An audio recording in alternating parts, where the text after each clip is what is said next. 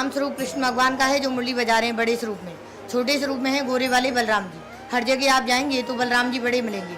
यहाँ भगवान ने मथुरा में जब कंस मामा को मारा तो अपना विराट स्वरूप का दर्शन दिया है। सारा ब्रह्मांड छोटा हो गया तो देखिए बड़े भाई भी इधर छोटे हो गए। बीच सेंटर में साड़ी पहने हुए हैं वो है कुब्जा महारानी। यहाँ राधा नहीं है, रुक्मणी नहीं है, कुब्जा जो कंस की दासी थी, 16 एगे से कुबड़ी थी, 80 साल की बूढ़ी थी, जात की मालिन थी। नित्य प्रति कंस की से पूजा को जाती थी, चंदन हाल लेके जाती थी। नमस्कार दोस्तों, आप सभी लोगों का स्वागत है नई वीडियो के साथ। और आज के इस वीडियो में दोस्तों मैं आपको दिखाऊंगा भगवान श्री कृष्ण जी के मामा कंस के किले के पास स्थित यमुना घाट के बारे में।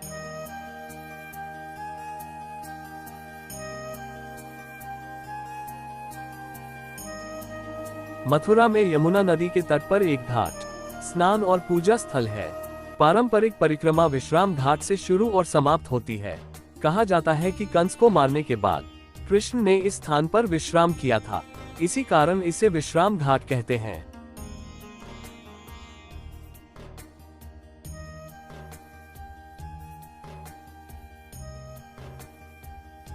दोस्तों ये घाट कंस के किले के पास स्थित है। यहाँ का नजारा देखने लायक है। हालांकि वराह पुराण के अनुसार ये वासुदेव थे जिन्होंने इस स्थल पर विश्राम किया था और जिनके नाम पर घाट का नाम रखा गया है। 16वीं शताब्दी में रूपा गोस्वामी द्वारा वर्णित घाट पर मौजूद वैष्णव देवताओं में से कोई भी आधुनिक समय तक जीवित नहीं है। परंपरा के अनुसार ये स्थल पहले एक शमशान घाट था।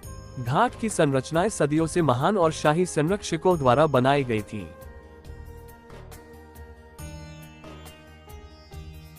श्री यमुना जी के तट पर लगभग 24 घाट हैं।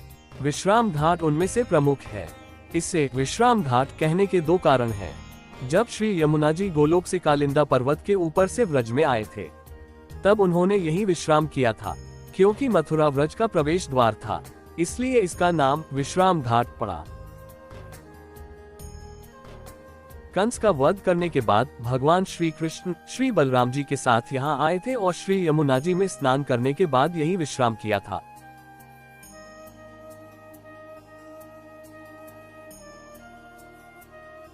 इसी घाट पर एक मंदिर है जहाँ श्री बलराम जी और श्री कृष्ण बैठे थे, इसलिए इसका नाम विश्राम घाट पड़ा। प्राचीन काल में ये घाट पत्थरों से बना था। वर्तमान में ये संगमरमर से बना है। श्री यमुना जी से घाट तक सीढ़ियां चढ़ते समय पत्थरों से बना एक बड़ा सजावटी तोरण है।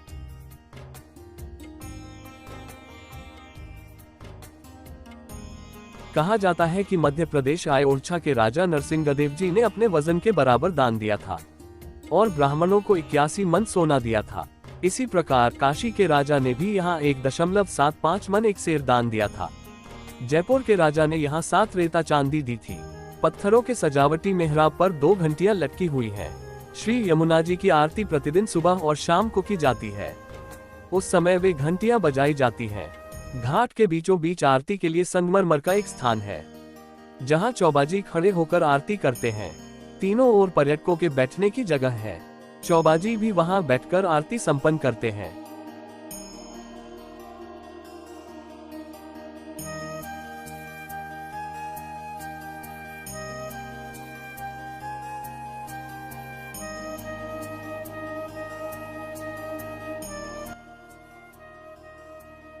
घाट पर श्री यमुना जी का मंदिर है। घाट के पास ही श्री काशी विश्वनाथ का मंदिर भी है। कहा जाता है कि श्री कृष्ण जन्म के समय उनके दर्शन करने के बाद श्री महादेव जी ने यही विश्राम किया था। जब श्री महाप्रभु जी 14 वर्ष की आयु में मथुरा आए तो मुस्लिम सूबों ने मथुरा के प्रवेश द्वार पर एक जादुई यंत्र लगाया था जिससे हिंदुओं की चोटियां काटी जाती थीं और उनके चेहरे पर मुस्लिम दाढ़ी उगाई जाती थी। इस प्रकार हिंदुओं को बलपूर्वक मुसलमान बनाया गया। महाप्रभु जी ने उजागर नामक एक चौबाजी और अन्य ग्रामीणों के साथ उस द्वार से प्रवेश किया। उनके प्रताप के कारण किसी की चोटियां नहीं काटी गईं और न ही किसी के चेहरे पर दाढ़ी होगी। श्री महाप्रभु जी ने उस यंत्र को उस स्थान से हटा दिया। फिर विश्राम घाट पर बैठकर उन्होंने श्री यमुना जी को श्रीमद् भागवत सुनाया। आज उस स्थान पर श्री महाप्रभु जी की बैठक है। मथुरा के चौबाओं ने दान के लिए उस स्थान पर कब्जा कर लिया है। परिणाम स्वरूप संप्रदाय के अनुसार सेवा कार्य नहीं हो रहा है। ये श्याम स्वरूप कृष्ण भगवान का है जो मुरली बजा रहे हैं बड़े स्वरूप में। छोटे स्वरूप में है गोरे वाले बलराम जी। हर जगह आप जाएंगे तो बलराम जी बड़े मिलेंगे।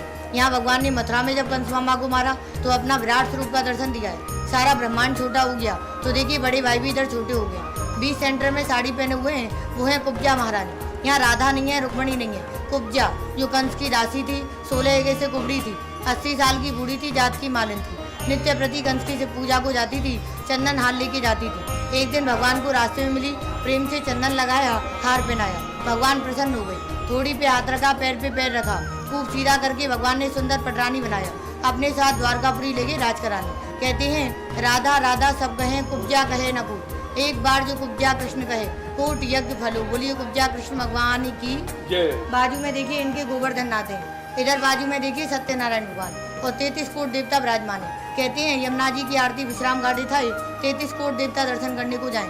5 आरती होती है शाम को 7:30 बजे, सुबह 5 बजे। यही मेन भगवान का मंदिर है। श्री महाप्रभु जी ने यहाँ विश्राम किया था, इसलिए ये हमारे लिए विश्राम घाट है।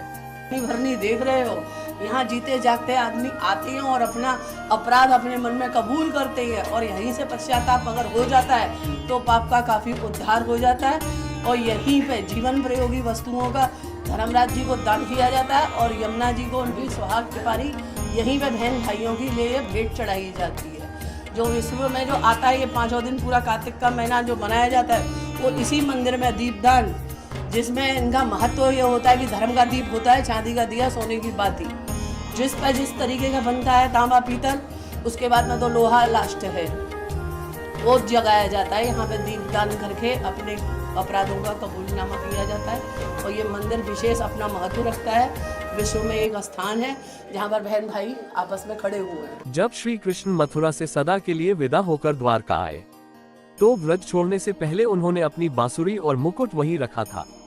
शाम को वहां श्रृंगार किया जाता है। इस स्थान को मंडल के नाम से जाना जाता है। भारत में यमुना घाट सर्दियों के महीनों में रूसी सीगल पक्षियों के प्रवास के लिए एक लोकप्रिय स्थान है। ये खूबसूरत पक्षी आर्कटिक क्षेत्र से यमुना नदी के गर्म पानी में शरण लेने के लिए अपनी लंबी यात्रा करते हैं। इन खूबसूरत जीवों का बड़ी संख्या में झुंड में आना एक अद्भुत नजारा होता है। हिंदू शास्त्रों के अनुसार यमुना के जल में स्नान करना बहुत ही शुभ माना जाता है। यहाँ पर आप बोटिंग की सफारी भी कर सकते हैं, जिससे आप यमुना में घूमने का आनंद ले सकते हैं। तो इस वीडियो को दोस्तों अब मैं यहीं पर समाप्त करूंगा। अगर आपको वीडियो पसंद आता है तो लाइक कीजिएगा, शेयर कीजिएगा और हमारे इस चैनल को सब्सक्राइब करना बिल्कुल मत भूलिए। मिलते हैं आपसे अगली वीडियो में, तब तक के लिए धन्यवाद।